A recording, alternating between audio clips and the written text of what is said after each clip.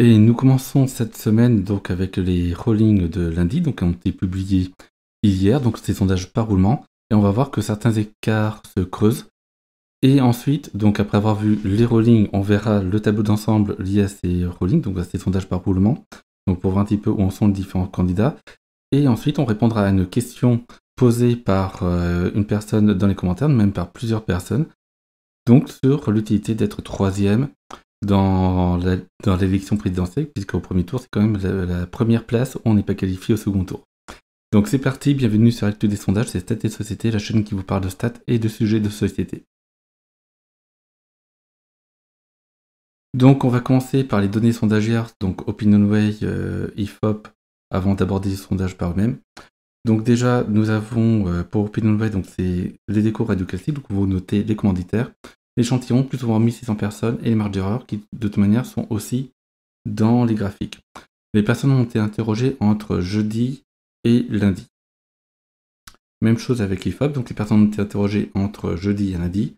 On note les commanditaires, la marge d'erreur est un peu plus importante. Vous la rappellerez en donnant les résultats, mais elle est en gros de 2 à 2,5 points pour un premier tour. Donc c'est parti, et on va commencer avec l'IFOP. Non, pas avec l'IFOP, avec l'Ipsos. Et pourquoi commencer avec l'Ipsos? Parce qu'eux, ils affichent leurs données sondagières directement ici. Donc 17 au 21 mars, donc là encore, c'est de jeudi à lundi. On a en plus un petit mot sur la méthode. Le nombre de personnes interrogées, 1748 personnes. Cependant, ils ont retenu donc 900 personnes interrogées, notamment parce qu'ils ont voulu prendre que les personnes qui sont sûres d'aller voter. Donc ici, on notera les marges d'erreur qui sont comprises entre 2 et 3%, donc marge d'erreur peut-être un petit peu plus importante. Et c'est parti pour voir les données de ce sondage. Donc ici, on note que Emmanuel Macron est toujours à un peu plus de 30%, donc on verra que ça ne sera pas la même chose partout. Marine Le Pen suit à 17%, donc entre le week-end, elle est passée de 2016 à 17%, donc l'Ipsos commence à rejoindre les autres instituts de sondage pour ses estimations pour Marine Le Pen. Jean-Luc Mélenchon est à 13%, donc en troisième place, et là il est assez confortablement en troisième place, puisqu'Éric Zemmour et Valérie Pécresse sont à 10%, donc 3 points derrière. On va dire que les marges d'erreur se chevauchent un petit peu, puisque c'est plus ou moins 3 points ici, enfin même là on est plutôt à plus ou moins 2 points, mais ça commence à être notable. Et ici, Jean-Luc Mélenchon est à 4 points de Marine Le Pen. Il reste 3 semaines de campagne électorale, c'est aussi à retenir. Yannick Jadot est à 6,5%, et je vous laisse regarder pour les autres candidats ici. On notera Jean Lassalle à 3%. On va passer maintenant au sondage donc IFOP, dont j'aurais fait le rappel de la marge d'erreur juste avant. Et on va voir ce que ça donne. Donc ici, c'est plutôt 2,5 points de marge d'erreur. Emmanuel Macron est donné cette fois-ci à 28%, donc en dessous des 30%. L'effet Union sacrée autour des nations liée à la guerre en Ukraine commence sérieusement à s'estomper. Et donc là, c'est ce qu'on peut voir ici. On notera donc Marine Le Pen à 18,5%, donc plus 1%, donc qui est un niveau qui est plus élevé. C'est, je pense, pratiquement un des plus hauts. Suivi par Jean-Luc Mélenchon à 14%, donc là encore, lui aussi, il est en hausse. Éric Zemmour qui est à 2,5%, il est moins à la peine, il faut noter que dans l'Ipsos. Par contre, Valérie Pécresse à 10,5%. C'est un score pas très bon, et surtout, on commence à s'approcher de la barre des 10%, mais dans le mauvais sens. Yannick Jadot est à 5,5 toujours, et puis on notera aussi Jean Lassalle toujours à 3%. Je le note aussi parce qu'il a fait des interventions coup d'éclat la semaine dernière, donc c'est un tout petit candidat qui n'est pas forcément vitesse dans tous les débats, et on voit qu'avec quelques coups d'éclat, finalement il tire son épingle du jeu pour un petit candidat. On va passer maintenant à OpinionWay. Donc OpinionWay donne Emmanuel Macron à 29%, donc c'est assez raccord avec ce que l'on a vu jusqu'ici. La marge d'erreur donc est affichée, même si ça ne se voit pas forcément beaucoup, mais elle est là. Marine Le Pen est à 18%, donc c'est aussi raccord avec les autres instituts. On notera donc Jean-Luc Mélenchon à 13%, classique, mais surtout Valérie Pécresse à 13%. Donc ça, c'est une petite surprise, puisque les autres instituts donnent plutôt Valérie Pécresse en baisse, s'approchant de la barre des 10%. C'est pas le cas de OpinionWay, qui nous donne au contraire Valérie Pécresse à 13%. Et on notera par contre Éric Zemmour qui plonge à 9%. Là encore, alors certes, les autres instituts de sondage le donnent plus ou moins en baisse parfois, mais on était plutôt entre 10 et 12,5%, donc 9% c'est peut-être un peu sévère, même si d'un point de vue marge d'erreur, ça colle encore. On verra ces prochains jours dans quelle direction iront les sondages d'Éric Zemmour, notamment les deux autres rulings, tout simplement. Donc on note ici d'autres candidats donc en fin de classement, donc qui sont à 5% ou en dessous. Maintenant, nous allons passer tout simplement au second tour. Alors, chez OpinionWay, c'est assez facile. Ils en testent qu'un seul. Emmanuel Macron, Marine Le Pen. Donc, on revient des normes qui étaient un peu plus habituelles avant la guerre en Ukraine, 57-40%. Donc, c'est comme si l'effet de la guerre en Ukraine était en train de s'estomper. Et c'est ce qu'on observe un petit peu à travers différents sondages. Et là, on le voit aussi pour le second tour entre Emmanuel Macron et Marine Le Pen. On va voir maintenant, donc OpinionWay n'en teste pas d'autres. On va voir maintenant pour l'IFOP. Donc l'IFOP, c'est celui qui en teste le plus en réalité. Donc on va commencer par Marine Le Pen, donc 56-44%. Donc là encore, petit resserrement. Donc on revient à des normes qui étaient habituelles avant la guerre en Ukraine, même si pour l'IFOP, ça s'est jamais tant éclaté que ça. Il n'y a pas eu par exemple de 60-40% comme on pouvait le voir ailleurs, mais un 58-42%. Donc léger resserrement. Donc là encore, donc, la guerre en Ukraine fait moins l'actualité, donc du coup, les chiffres commencent à repasser à ce qu'ils étaient un petit peu avant. Emmanuel Macron contre Valérie Pécresse 63-37%. Donc, ben voilà, donc gros écart ici, donc pas la peine de commenter beaucoup plus, je pense que c'est assez clair. Emmanuel Macron et Éric Zemmour de 65-35% et Emmanuel Macron contre Jean-Luc Mélenchon 63-37%. Donc en fait, de tous les candidats, selon l'IFOP, mais en fait ça se reproduit aussi pour tous les autres instituts de sondage, seule Marine Le Pen ferait plus de 40% face à Emmanuel Macron. On va passer maintenant à l'Ipsos. Donc l'Ipsos teste aussi des seconds tours et on va voir notamment, donc ils font beaucoup d'hypothèses intermédiaires, autres, voilà. Donc Emmanuel Macron contre Marine Le Pen, donc 61-39%. Donc comme je disais que Marine Le Pen était la seule à faire plus de 40%, c'est pas dans tous les instituts de sondage. Certains instituts de sondage la donnent un petit peu en dessous. Mais ce sont quand même des valeurs, on peut considérer un petit peu crêtes par rapport à l'ensemble. Mais dans les moyennes, on a plutôt, dans la récap, on était plutôt à 59-41, donc un petit peu un mix entre les deux. Et on va voir ce que ça va donner cette semaine.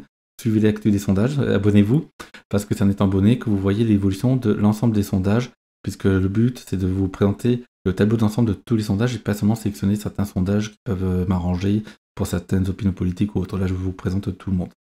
Enfin, tout le monde, selon habité par la commission des sondages, parce que les sondages un petit peu bizarres qui sont publiés à l'étranger ou qui ne sont pas vraiment des sondages, j'en parle de temps en temps, mais ce n'est pas le but de l'actu des sondages que de commenter des sondages qui ne sont pas forcément faits selon les méthodes les plus appropriées. Donc voilà, ils ont testé aussi donc Emmanuel Macron contre Jean-Luc Mélenchon, 64-36%, donc assez classique aussi. Sans commentaire, ils n'ont pas testé les autres. Donc c'est un peu raccord avec leurs intentions de vote de premier tour, où en fait on peut voir que selon leurs intentions de vote, il n'y aurait que Marine Le Pen et éventuellement Jean-Luc Mélenchon qui peuvent espérer être au second tour. Cela nous amène maintenant qu'on va faire qu'est-ce que ça donne lorsqu'on compile tous ces chiffres et qu'on met ça sur un graphique avec l'historique. Et bien on va voir ça tout de suite. Hop, non, ça c'est la question d'après. On va voir ça, je vous l'affiche. Bon, voilà. Et je vais vous enlever pour éviter de vous troubler la suite qui est la réponse aux questions posées en commentaire. Hop, voilà, on verra ça après. Donc ici, ce que l'on voit, c'est tout simplement donc Emmanuel Macron, donc qui a des intentions de vote qui se tassent, donc il était monté très haut, très haut pour cette campagne électorale, il était monté très haut suite à la guerre en Ukraine, donc il était à 24-25%, il passait au-dessus de 30%, donc là il revient à un niveau en dessous de 30% à 29%. Marine Le Pen, donc, du coup, est maintenant à 18% globalement, c'est-à-dire qu'il y a de plus en plus d'instituts de sondage qui la donnent autour de 18%, pas forcément des hausses en tant que telles, mais plutôt des instituts qui la donné à 14-15% qui se ravisent de plus en plus. En réalité, alors on va voir qu'il y a certains instituts qui donnent en hausse, donc ça sera un autre débat, mais pour les rollings, la hausse n'est peut-être pas si fulgurante que ça, mais on a plutôt une correction, notamment de la part de l'Ipsos. Jean-Luc Mélenchon, donc, qui progresse, mais un petit peu moins maintenant, mais qui commence à arriver globalement, qui approche la barre des 14%. Donc vous avez certainement entendu parler qu'il y a eu un sondage qui le donne à 15%, on en reparlera dans une vidéo suivante, mais là je parle des sondages par rolling. Et 15% pour le moment c'est une valeur crête, donc on verra ça un peu plus tard. Éric Zemmour, qui lui par contre est en vraie baisse, donc là c'est vraiment le point important de ces rollings, notamment de ce début de semaine. Donc malgré le fait qu'on parle moins d'Ukraine et qu'il a été beaucoup souffert de la guerre en Ukraine, puisque il a été mis en porte-à-faux vis-à-vis de certaines déclarations qu'il a pu avoir auparavant, du coup il est vraiment en nette baisse et il repasse même derrière Valérie Pécresse qui arrive à être à peu près stable à 11%. Donc voilà ce que ça donne en tableau d'ensemble. Il reste encore 3 semaines. Et maintenant, on va répondre à la question. Donc je vais l'afficher, les réponses, qui est de savoir être troisième, est-ce que c'est vraiment la loose? Est-ce que c'est vraiment si mauvais que ça qu'être troisième? C'est quelque chose, une remarque que moi fait, c'est à quoi ça sert d'être troisième? Troisième, on n'est pas qualifié, c'est la pire place, un petit peu comme la place de quatrième pour les Jeux Olympiques. Et en fait, c'est un peu plus compliqué que ça, et c'est justement à cette question que je vais répondre parce qu'il y a plusieurs aspects. Et on y va. Alors déjà, la première chose à voir, c'est durant la campagne électorale. Alors lorsqu'on est en pleine campagne électorale, qu'on est 5e, 6e, 7e, qu'on est par exemple à 7-8% et qu'on arrive en cours de campagne à arriver à la 3e place, clairement ça veut dire que la dynamique est favorable. Et donc la place de 3e, c'est grosso modo, on devient le premier challenger du premier qualifié au second tour. Et en gros, on devient le trouble fête de la campagne électorale. C'est justement ce qui est en train de se passer pour Jean-Luc Mélenchon. C'était le cas pour Éric Zemmour auparavant et pour Valérie Pécresse encore avant. C'est-à-dire qu'à chaque fois, ils ont joué trouble fête suite à un événement ou à une bonne dynamique, ils arrivaient en position d'être troisième et donc potentiellement d'être qualifiés au second tour. Même parfois, ils étaient donnés au second tour par certains instituts de sondage. Et donc là, c'est la situation de Jean-Luc Mélenchon. Donc il n'est pas encore qualifié au second tour dans aucun institut, mais en étant troisième, il est dans cette bonne dynamique. Alors pour revenir là-dessus, je vais réafficher donc le graphique des rulings. Voilà. C'est que Jean-Luc Mélenchon a un petit problème, c'est la bonne dynamique de Marine Le Pen. C'est-à-dire qu'au fur et à mesure qu'il se rapproche des positions de Marine Le Pen, elle-même monte un petit peu. Donc elle a été donnée entre 7 et 17%, maintenant elle est à 18%, donc ça fait quand même 1,5 point en plus. Et du coup, le fait que Jean-Luc Mélenchon passe de 11 à 14, ben certes il se rapproche, mais l'échéance de pouvoir atteindre le niveau de Marine Le Pen s'éloigne en même temps qu'il s'en rapproche. On est à 3 semaines du premier tour, donc ça va être, le temps va être vraiment joué. Du coup, c'est sûr que la meilleure manière pour Jean-Luc Mélenchon d'être au second tour, c'est que Marine Le Pen fasse un faux pas. Alors, c'est pas forcément gagné. Marine Le Pen a pris de l'expérience dans les campagnes électorales, mine de rien. Donc, probablement qu'elle va reproduire moins d'erreurs qu'elle a pu faire par le passé. Et donc, pour Jean-Luc Mélenchon, reproduire, donc avoir une bonne dynamique, peut ne pas suffire. Et le temps étant compté, le temps joue contre Jean-Luc Mélenchon maintenant, puisqu'à 3 semaines, c'est rare qu'un candidat progresse de plus d'1 point par semaine. C'est possible, c'est déjà arrivé, Jean-Luc Mélenchon par exemple, mais c'était entre guillemets un exploit. Donc il faut être prudent là-dessus, c'est que passer à 18 voire 19% lorsqu'on est à un petit peu en dessous de 14% à 3 semaines du premier tour, c'est un challenge, c'est très compliqué à faire. Donc voilà pour ce speech côté campagne. Et on continue. Voilà. Alors maintenant, bien évidemment, au soir du premier tour, ça a une autre signification. C'est-à-dire qu'en pleine campagne électorale, ça veut dire qu'on a une bonne dynamique et on va peut-être atteindre le second tour. Maintenant, lorsqu'on est au soir du premier tour et qu'on est troisième, globalement, ça veut dire qu'on a un petit peu loupé la marche. Alors, c'était effectivement le cas de François Fillon et Jean-Luc Mélenchon. Alors pourquoi je mets Jean-Luc Mélenchon alors qu'il était quatrième en 2017? C'est qu'il était tellement proche de François Fillon que c'était presque une troisième place, à 19,5, 20%, il y avait 0,5 points d'écart entre les deux. Et effectivement, on a pu voir des réactions de ces candidats qui étaient assez marquées, déçus de ne pas être au second tour. Et donc voilà, donc là c'est vraiment le symbole, oui, on a loupé la marche.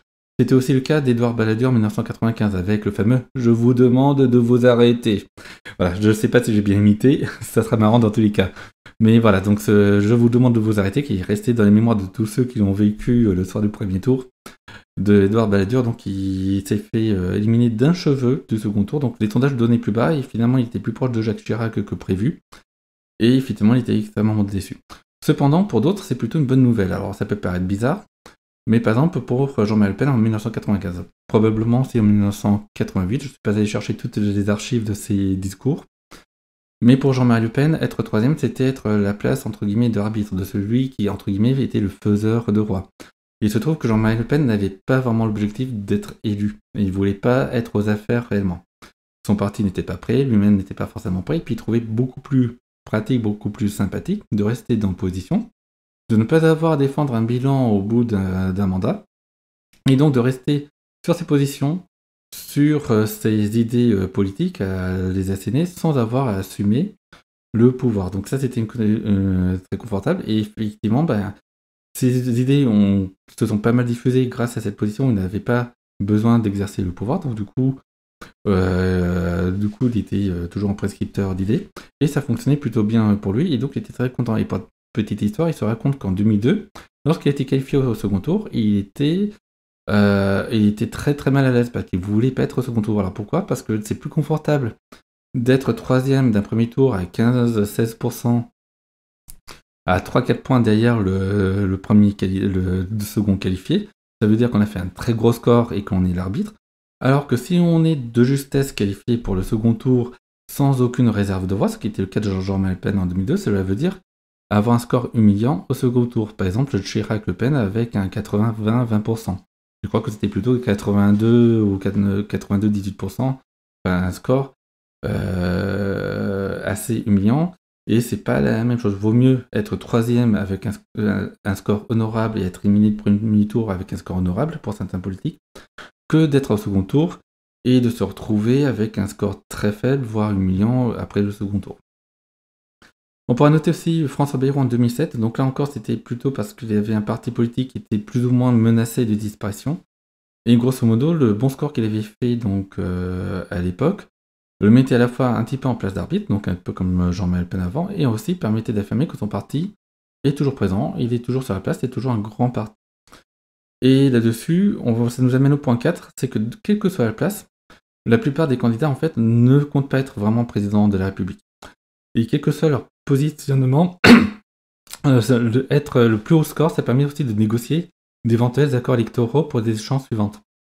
On pense bien évidemment aux législatives, notamment donc il y a très souvent par exemple à gauche ou à droite des listes d'union, et la répartition de qui va mener la liste, qui va être tête de liste. Alors pour les députés, ce sont des tickets de 2 personnes, un député et un suppléant. Après, ça peut être aussi des échéances électorales locales. Et le poids au présidentiel sert souvent de thermomètre pour savoir comment on répartit les circonscriptions, donc notamment les circonscriptions qui peuvent être gagnées, etc. etc. Donc par exemple, si on prend le PS avec un score promis d'environ 2%, est plutôt mal engagé, c'est-à-dire que ça va être très dur pour le PS de négocier d'être tête de liste dans autant de circonscriptions, lorsqu'ils vont faire des listes communes avec Europe Écologie Les Verts qui, à 5-6%, vont être en position de force pour ces négociations. Même chose avec le PCF. Le PCF, parfois, alors pas pour les législatives, ou du moins rarement pour les législatives, avait tendance à négocier des circonscriptions avec ses partenaires et concurrents de la gauche, donc parfois la France Insoumise, parfois le PS, et là encore, Yannick Jadot, qui approche des 4%, là où tout le monde voyait lui, le Parti communiste à 2%, il va pouvoir augmenter le nombre de circonscriptions, il va présenter un candidat tête de liste unique ou un candidat union de la gauche. Ceci étant dit, je pense que les négociations vont être très très très très compliquées et qu'on aura beaucoup de candidatures multiples pour les législatives, notamment parce qu'il y a beaucoup de friction entre le PCF et la France Insoumise. Et on va avoir aussi pas mal de friction, je pense, entre les Verts et le PS. Donc peut-être qu'il y aura beaucoup moins de candidats d'union que des années précédentes. Mais voilà, mais en tout cas, l'élection présidentielle sert aussi à ça. Elle ne sert pas qu'à élire un président, ça sert aussi à démontrer les rapports de force politiques pour des négociations électorales suivantes. Donc voilà, donc ainsi s'achève cette vidéo. J'espère que cela vous a plu, que je n'ai pas forcément été trop long, d'abord ça dépend. Donc abonnez-vous, commentez, likez, partagez cette vidéo sur les réseaux sociaux, notamment ça permet d'avoir vraiment un tableau pour les gens un peu plus large des sondages, puisque souvent on partage le sondage qui plaît beaucoup, etc. Là c'est vraiment un tableau d'ensemble. Donc là-dessus, je vous souhaite une bonne fin de journée. À ciao, au revoir.